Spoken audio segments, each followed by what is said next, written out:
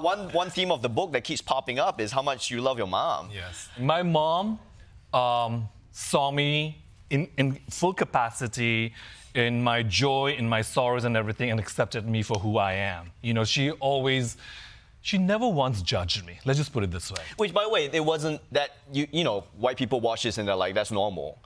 But where, in Nepal, it's for... Wait, Yeah, but as in it was a big deal for her to be like that for you in Nepal. For because sure. you want the typical kid. Yeah, I wasn't. I was an incredibly effeminate kid that I loved dressing up in my sister's clothes. And my mom was like, you know, and I asked her recently, why did you allow me? And she said, you know, I looked at your face and the joy that you had. I could not deny it. And she was like, you know, and yes, that's how I feel. Yeah, exactly. I love you all for that. Every page of the book, that what you just felt, that's every page of this book. And yes, you know what? Guess what? I also talk to my mom every morning.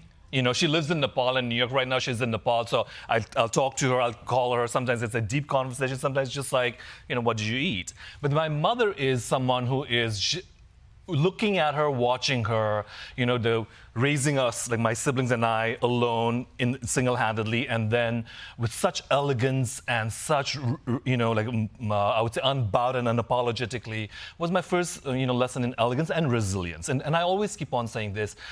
Watching her, I realize, you know, elegance is not a posture, it's a practice.